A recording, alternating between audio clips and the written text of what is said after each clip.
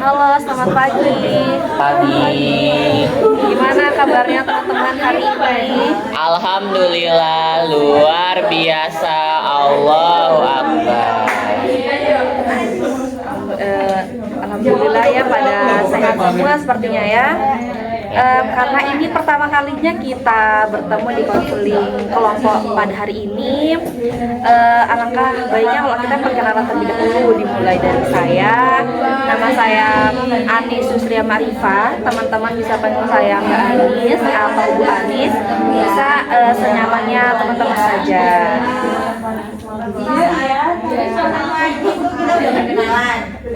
Mungkin langsung dari teman-teman bisa memperkenalkan dirinya, dimulai dari Mbak yang sebelah sini, nanti bisa memperkenalkan nama, panggilan, baru kesibukannya apa, lalu sama minuman favoritnya apa. Perkenalkan semuanya, nama saya Sandro, bisa dipanggil sebagai sekarang kuliah. Terus minuman favorit saya air putih. Healthy sekali. Iya, sangat sehat ya teman-teman, air putih. Oke, Mbak Ani, gimana kuliah? Oke, kuliah di mana Mbak Ani? Saya di UM, jurusannya? saya pendidikan seni tari. Pendidikan seni tari, hebat banget. Semester berapa? Semester 4. Semester 4. Oke, lanjut. Nama saya kuliahnya aku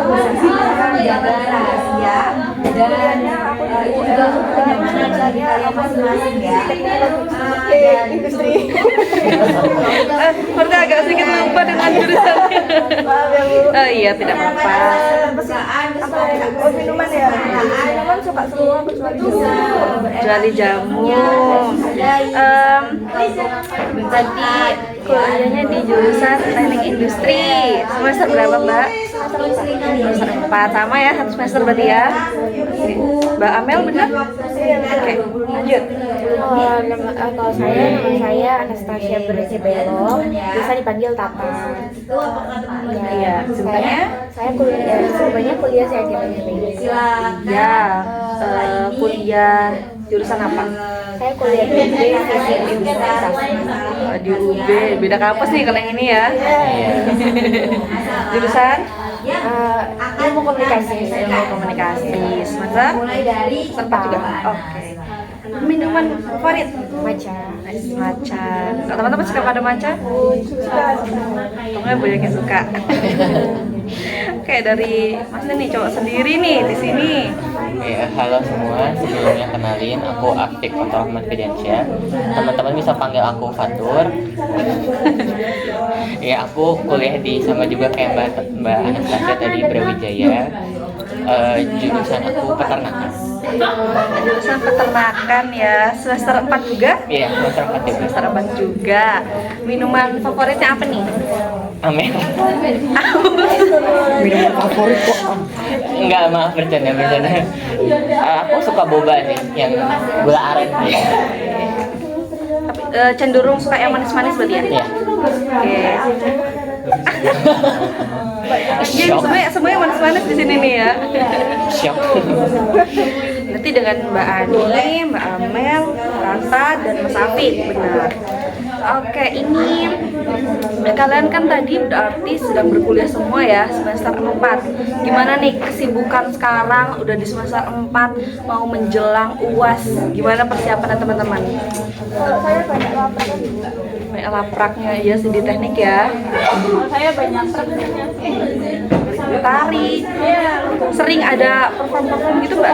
Baru itu ada kan memperingati hari tari gitu Bu, jadi ada sertifikat tari selama 1 hari. Itu nari terus tuh? Ada yang nari Bu, ada yang ada dong Bu nari terus. Iya juga sih. Cuma saya ada lihat kayaknya ada yang full nari. Iya, Saya lihat memang gitu. ada yang beberapa yang memang full nari. Narinya tradisional atau modern? Tradisional. Narinya apa? Nari itu bukan rasanya Reok, kan? tari berat dong. Tari dari Boma. Apa Apa tuh? Ya, agak lupa juga ya. Mungkin saking banyak sudah jenis-jenis nama tarian jadi kayak yang mana nih udah tari aja kayaknya. Kalau dari Bapak sendiri, Kalau dari saya akhirnya ini cuma periklanan gitu sih, jadi banyak tugas praktek gitu ya banyak tugas tentang tunggal, banyak juga tentang ngurus iklan-iklan gitu ya. Oke. Berarti nanti di UASnya banyak tugasnya seperti itu. Iya, biasanya seperti itu. Pokoknya berkaitan dengan ilmu. Kalau Mas Safi, Kalau dari saya jujur nggak menarik mbak ya, Bu ya, soalnya menjelang UAS tuh saya kebanyakan survei kandang. Kayak saya peternakan. iya peternakan ya, jadi kayak harus ngecek sapi sama kambing. Itu juga soalnya kan ngecek kesehatannya. oh fokus sapi sama kambing atau Iya, kan peternakan fokusnya sebenarnya ada kayak penjurusannya gitu, dia mau ternak. membeli sapi dan kambing?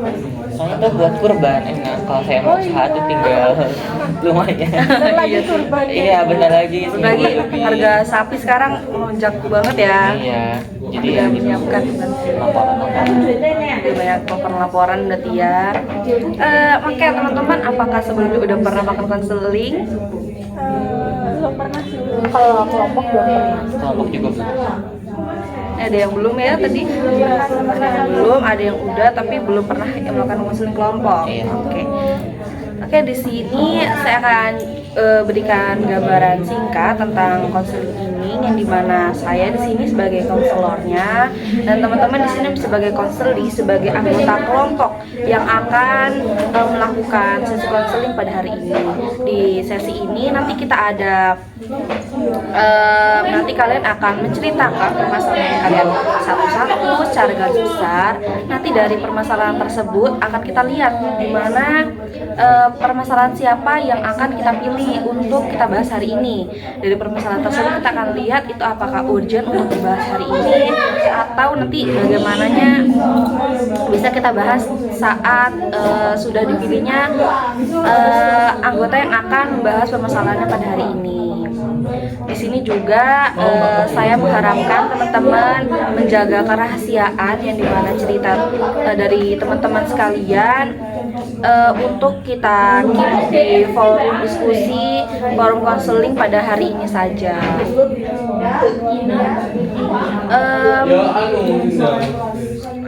Karena ini pertama kalinya kita melakukan konseling, saya harapkan teman-teman bisa secara terbuka, secara bebas menceritakan permasalahannya, karena kita tadi sudah bersama-sama untuk menjaga kerahasiaan yang ada di konseling ini. Selanjutnya juga ada batasan waktu. Biasanya untuk sesi konseling pertama kali ini kita melakukan secara 30 menit. Apakah teman-teman ada kegiatan lain habis ini? Ada, rupanya ada. Ya mungkin bisa ya kita maksimalkan waktu selama 30 menit. Bisa. Nah, oke, kita maksimalkan waktu selama 30 menit ke depan untuk saling sharing terkait permasalahan teman-teman. Di sini juga saya izin membawa catatan teman-teman untuk diri saya saja. Catatan ini tidak akan saya sebarluaskan ke siapapun. Mungkin bisa kita mulai ya sesi konselingnya. Boleh. Mungkin bisa dinyamankan terlebih dahulu duduknya, apakah sudah nyaman? Kalau sudah,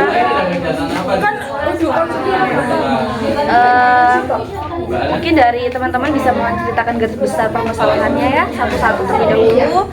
Mungkin dimulai dari Mas Afik. Belakangan ini langsung mungkin aja, jadi belakangan ini saya lagi ngerasa kayak nggak percaya diri aja sih kayak, soalnya saya ngeliat di sosial media gitu teman-teman saya tuh pencapaian sekarang lagi pada kuliahnya di kampus-kampus yang bagus gitu, sedangkan saya kayak biasa aja gitu. Berarti tidak percaya dirinya karena sering bahasa lain merasa minder dengan kampus yang sekarang Mas ambil, lebih kayak teman-teman tuh kampusnya lebih terkenal gitu.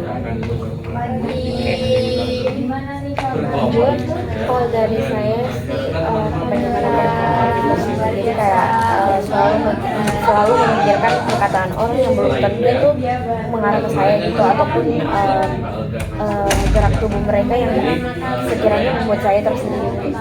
Itu saya pikirkan banget sih. Overthinking mungkin terhadap reaksi orang lain ya, terhadap yang sepertinya belum tentu itu mengarah ke Mbak Tata sendiri Iya, baik itu mereka bicara atau fisik gitu. Oke.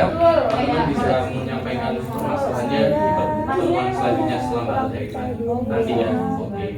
Oke, sudah. Apa sekarang ini Sama penampilan saya itu kita lanjut ini ya.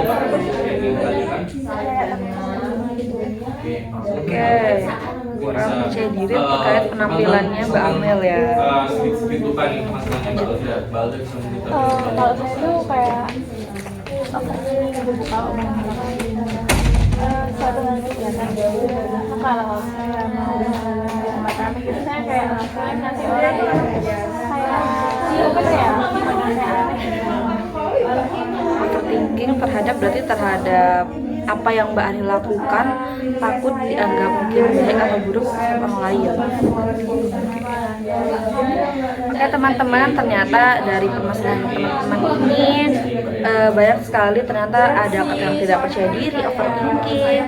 Ada dua hal tersebut yang sepertinya akan menjadi topik pembahasan pada hari ini. Selanjutnya dari teman-teman sendiri, kira-kira permasalahan siapa nih yang urgent yang harus kita bahas saat ini? Kalau dari saya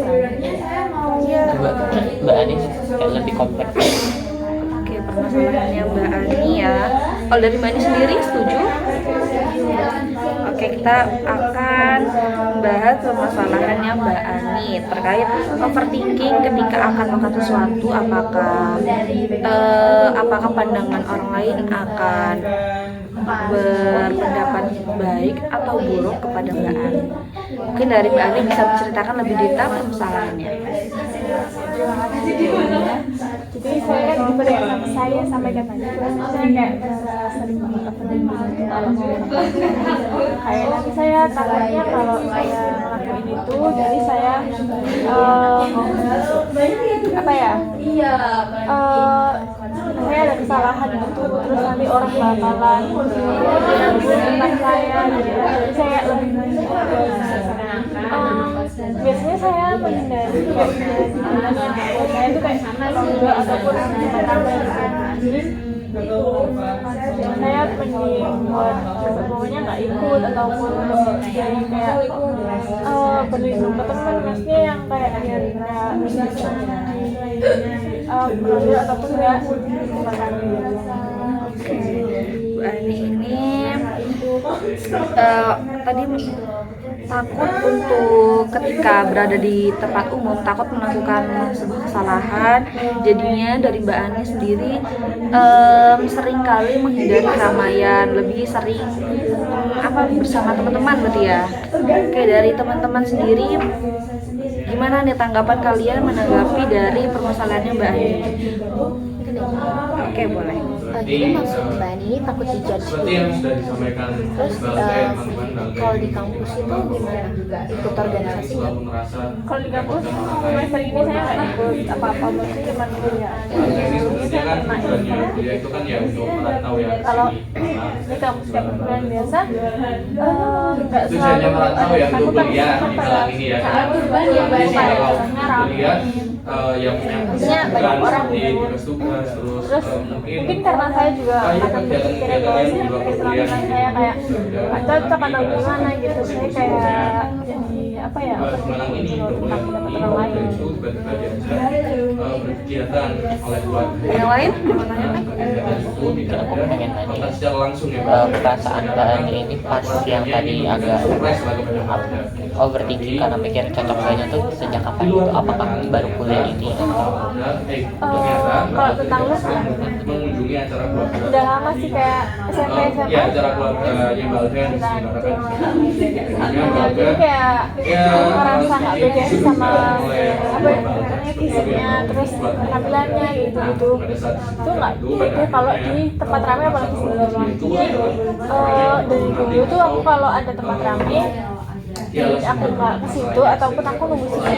Kalaupun ada temen itu kayak harus temennya banyak gitu loh, supaya nanti kayak nggak malu gitu, nggak kayak nggak ada situasi tersebut tertentu, Balda juga menunjukkan kalau misalkan ya itu merepotkan Sebelumnya apa pernah kayak ada dapat omongan dari orang kak atau emang itu pure dari Mbak Ani? itu merasa dirinya yang selalu merepoti. saya tuh kalau ada yang komen itu kalau yang paling saya sebelumnya saya kan dulu pas sekolah itu kan kecil tinggi yang gitu.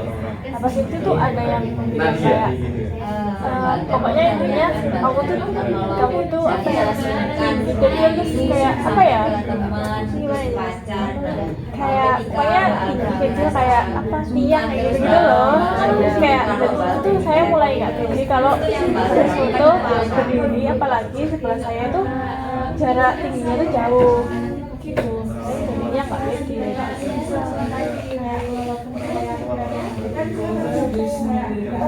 Terus respon dari teman-teman dan itu gimana? Terus Mbak Ani juga kayak apa ya? Sebenarnya sih kayak nggak terlalu berkomentar, tapi cuman beberapa kali kayak bilang kayak kenapa sih? Ya nggak apa-apa kesana gitu loh, maksudnya nggak, kita cuma maksudnya kalau dikasihnya kita cuma beli gitu. Jadi aku nggak mau deh, aku tak boleh di kelas aja, ataupun aku minta kalau nggak aku minta sama temenku, kalau nggak itu temenku ikut sama aku. Emang kalau misalnya dari orang lain kayak respon apa yang buat saya Oke, berarti Balda kan kayak dia gitu. Tapi aku sebenarnya kayak menyadari mungkin itu cuma kayak sekilas lihat gitu loh. Kan kita biasa ya sekilas cuma lihat gitu. Cuman kayak ada beberapa kali tuh kayak liatin ini lebihnya kayak yang kayak bikin Balda langsung merepotkan. kenapa ya? Seperti seperti apa? Berarti sebenarnya kayak overthinkingnya ini juga yang sering terjadi itu tentang looknya Mbak Ani sama penampilannya Mbak Ani. Ya baru dari situ ternyata dari itu yang kejadian yang tadi dibilang Mbak Ani yang kecil kurus itu pas kapan Mbak Ani? Itu pas saya SMP. Kayak dulu kecil kurus terus kayak gini loh. Lancip. Ya saya ngerti sih Mbak. Aku dulu juga begitu sih. Ya, mungkin ada beberapa yang relate gitu ya. Jadi kayak mulai dari situ saya kayak mempertanyakan terus saya kayak jadi kalau melihat diri saya di foto pas berdiri itu kayak cuma gitu, cuma lurus.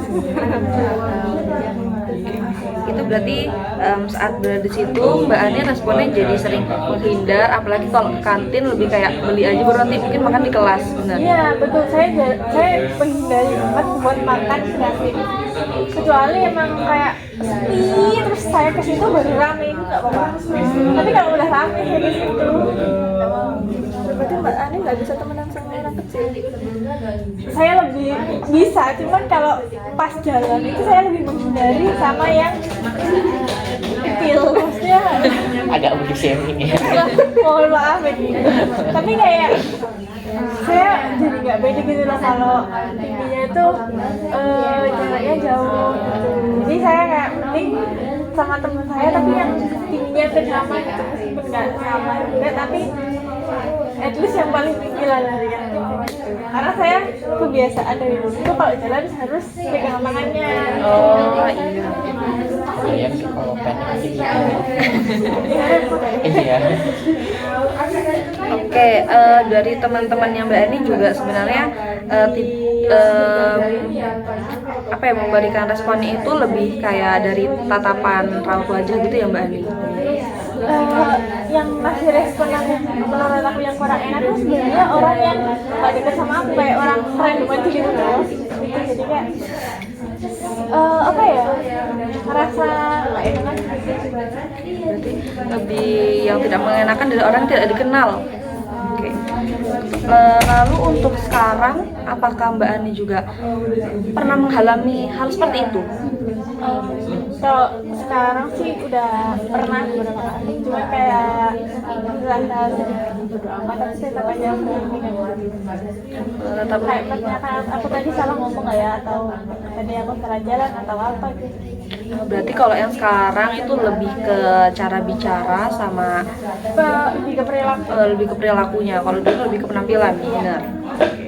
Sama aja sih sebenarnya, cuman lebih dominan ke yang perilakunya. Yang sekarang berarti lebih yang ke perilaku dominan itu ya. Bagaimana teman-teman, ada nggak yang mau menanggapi lagi?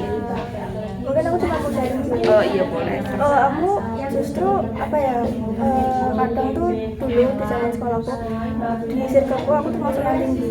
Ya tapi bedanya aku justru makin percaya diri kalau aku tinggi. Kayak teman-teman tuh kayak, kok kamu tinggi sih, Mel? Kok kamu bisa sih, kayak mereka kan pada kayak kalau misalnya ada barang yang tinggi minta, iya mau sini gitu, kayak aja gitu. Jadi kayak makin pede sih kalau aku gitu. Jadi kayak oh ternyata ada juga yang nggak pede sama tinggi badannya gitu. Dan lain ada kayak mau sharing-sharing juga? Mungkin dari aku ya, kalau aku tadi hampir mirip sama Mbak Amel, cuma aku kebalikannya. Kalau aku tadi di circleku yang paling kecil aku, dan ya kalau misalkan dibanding cowok-cowok lain, kok pick me ya, kayak maksudnya kayak teman-teman cowokku yang lain, circleku pada zaman SMA tuh memang aku yang paling kecil gitu. Cuman di balik itu sama juga kayak Mbak Amel, ada momen dimana mereka tuh dan aku yang dapat privilege juga, kayak dapat keuntungan gitu. Iya, kayak misalkan aku kecil terus kayak aku diperlakukan kayak adik mereka gitu, jadinya kayak ya memang agak kesel awalnya, kayak aku diperlakukan kayak anak kecil gitu. Tapi so far lama-lama dari akunya kesel, terus mungkin reaksikunya dianggap mereka kayak lucu atau gimana, akhirnya kayak aku ngerasa kayak di circle tuh kayak kakak-kakakku semua gitu, padahal kita seumur gitu. Jadi kayak gitu sih. Udah ada teman-teman mau ceritakan? Kalau dari aku sih agak sedikit ini ya, kalau bahas soal fisik, soalnya aku korban bully gitu. Jadi mungkin kalau aku lebih dulu sih berusaha untuk bodo amat ya, meskipun overthinking ya, tapi jarang gitu menunjukkan reaksi di depan teman. Kayak saking sakitnya tuh nggak bisa diekspresiin gitu. Jadi pasti mengekspresikan kesedihan tuh pada saat pulang, entah itu nangis atau cerita ke orang tua gitu. Tapi lebih ke berpikir, lebih ke harus menghargai diri sendiri sih, kayak ini udah dikasih Tuhan gitu. Meskipun ya ada overthinkingnya, kita manusia biasa. Banyak sekali nih informasi positif yang diberikan Mbak Tata ya. Oke, lalu sekarang ini ketika mungkin tadi kan Mbak Ani lebih ke overthinkingnya tentang perilaku ya sekarang.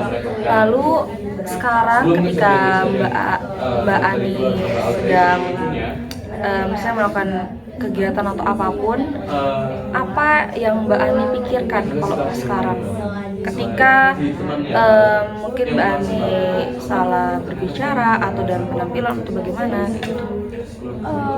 Kalau mau ada kegiatan atau misalnya mau saya lakukan, saya kayak mungkin harus perfect gitu loh, maksudnya harus berjalan dengan lancar gitu. Dalam pikiran saya begitu. Nah itu juga saya pikir jangan sampai salah, nanti kalau salah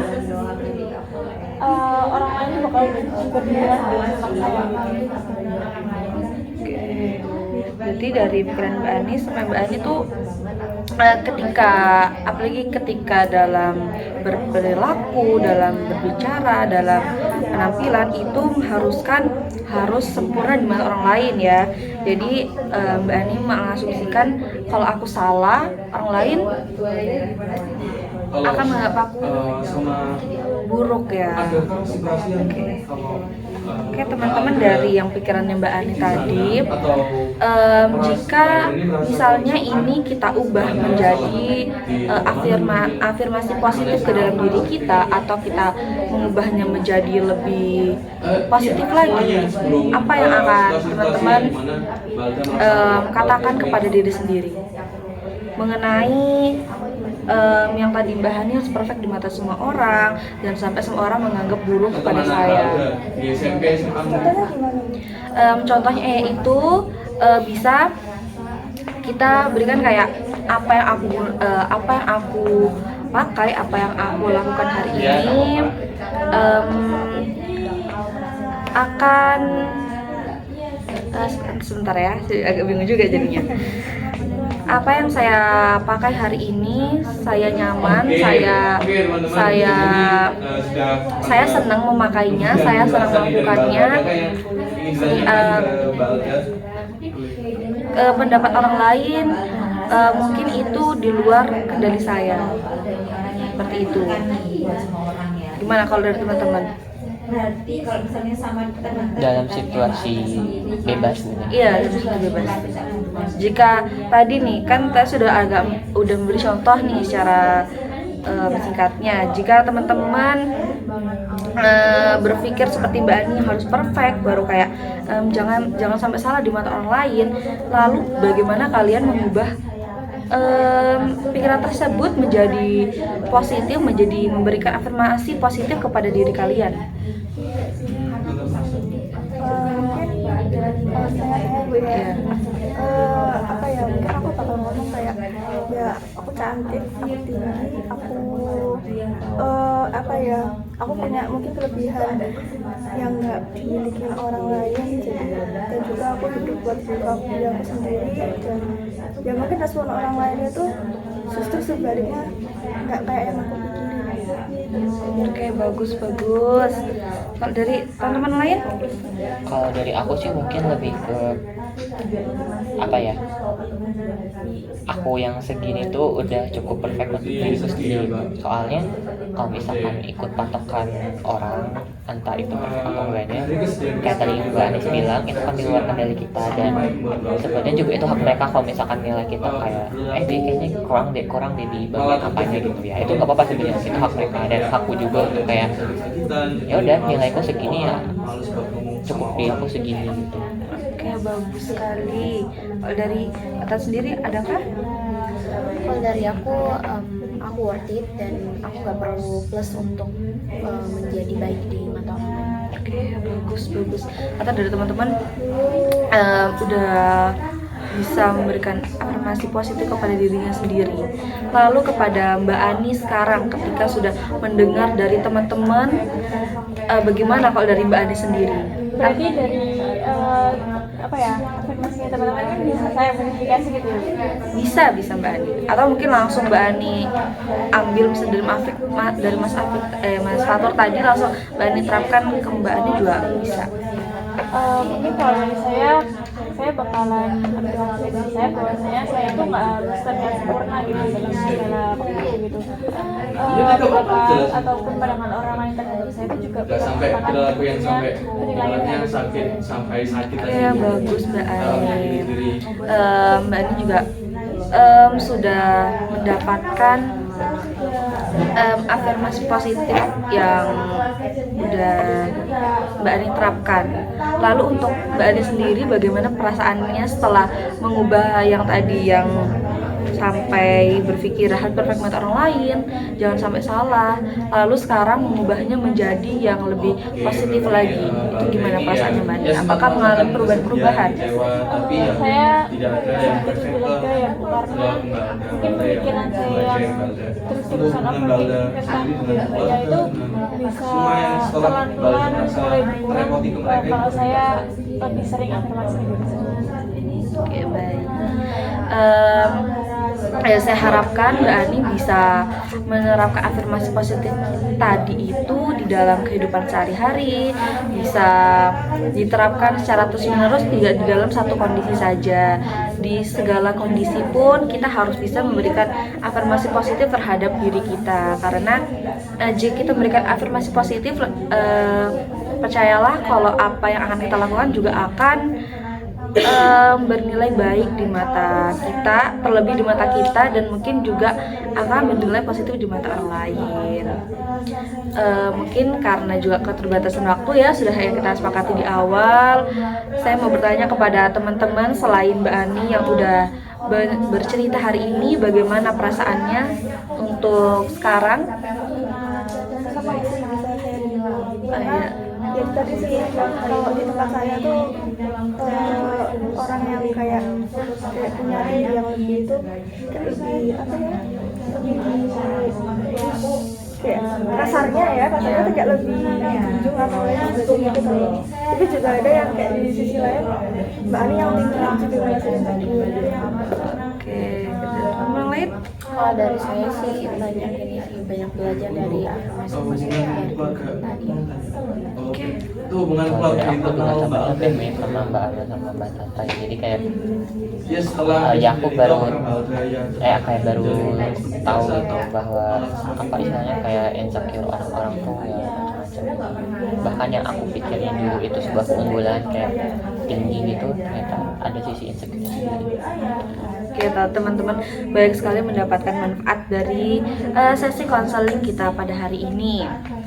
Saya berterima kasih kepada Mbak Ani terutama yang menjadi yang permasalahan yang kita bahas hari ini. Saya juga berterima kasih kepada teman-teman sudah berani sudah mau menanggapi juga permasalahan dari Mbak Ani. Kita jadi bisa belajar bareng-bareng di konseling kita saat ini. Mungkin nanti di sesi selanjutnya kita akan membahas permasalahan teman-teman yang lain dan juga bisa kita lanjutkan dari permasalahan Mbak Ani juga bisa. Mungkin sekian dari konseling kita hari ini. Terima kasih kepada kalian sudah datang ke sini. Saya persilahkan teman-teman untuk melanjutkan aktivitasnya. dari sampai Ya, sama-sama.